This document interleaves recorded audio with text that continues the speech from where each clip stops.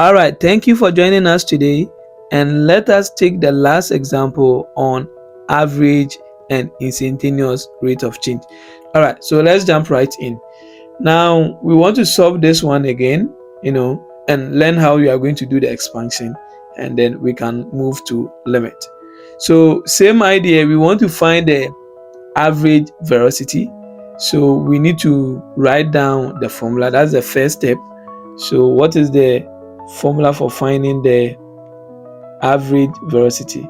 So f of this one, let's use t2 minus t1 divided by t2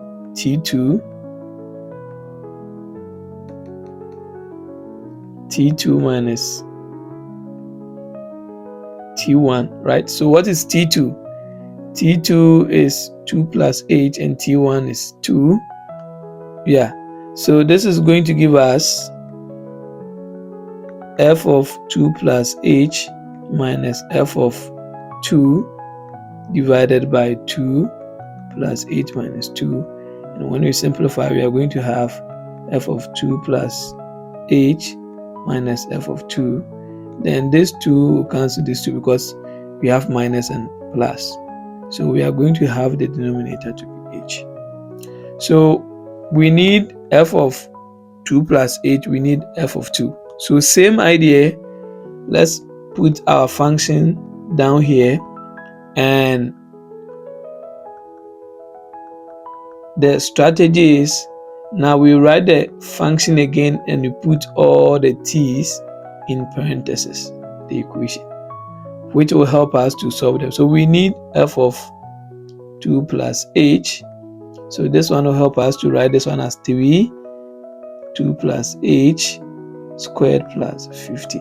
So you see the idea, as soon as you write, since this is in parentheses, so we need to make sure that the t is in parentheses, not the t squared, no, just the t x, and put it in what? Parentheses, so that it will help you to see that, okay, this one was t, that's why we have the t here. So if I'm going with 2 plus h, then the one in the parentheses here should change to 2 plus h, right? So now let's do the expansion. We are going to have 3. Now 2 plus h squared can be written as 2 plus h, 2 plus h plus 50. This is going to give us 3. Then we simplify, we get 2 2 4. 2 times h is 2h. h times 2 is still 2h plus h times h is h squared, which is going to give us this. Then we can simplify before we multiply through by 3. 4 plus 4h plus h squared plus 50.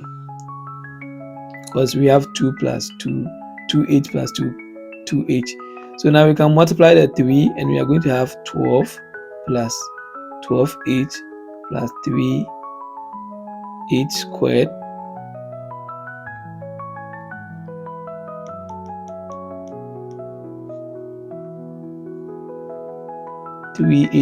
plus 50.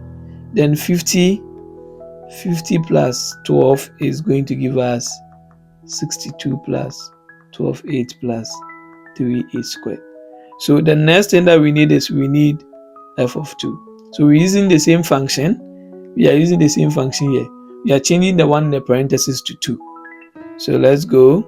We are going to have 3 and then 2 squared plus 50. So 2 squared is 4. 4 is 12. And then plus 50. And then 12 plus 50 should give us 62. Right. So we know the technique, right? I'll solve what on the top before I'll come and put it there. So I need f of 2 plus h minus f of 2. So the f of 2 plus h, we had this one here. So I'll place it there. 62 plus 12h minus 3h squared. No, there is no minus, it's supposed to be plus. Minus f of 2 is this. So I can put it inside bracket, but this one, there is no It's just one value, so let me just make this one 62. So now 62 minus 62 will cancel the positive 62. So we are going to have 12h plus 3h squared, which is nice. So now the one up here, which is this one, is equal to this. So we can bring it here. So now we are going to have 12h plus 3h squared divided by h. And here we can factor h out. So when I factor h out, the first term will be left with 12. The first term will be left with 12. The second term will be left with 3h divided by h. Oh, that's nice. Then this cancel out, and you're going to have 12 plus 3h. Good. So now we need the instantaneous rate of change, and as soon as it depends on h, then the instantaneous rate of change should be equal to, we just pick limit as h is approaching 0 of the final results that we had from the average rate of change, right? So this one is going to be 12 plus 3h, and this is going to be 12 plus 3 times 0, and we are going to have 12, which is going to be the instantaneous rate of change. So let's look at the summary. Now write down your formula, right? Look for your T1, look for your T2, plug them in, simplify.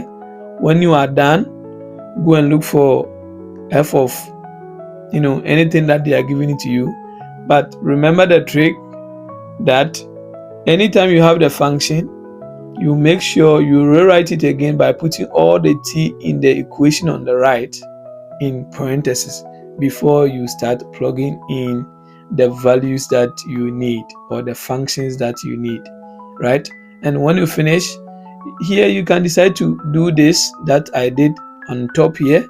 It's also the same thing, or you can just pick this one, solve it. When you are done, then you just bring it here, and that is all. Yeah, so in the next video we are going to look at limit, right? And I'll try and get more questions on average and instantaneous rate of change. I'll do them later.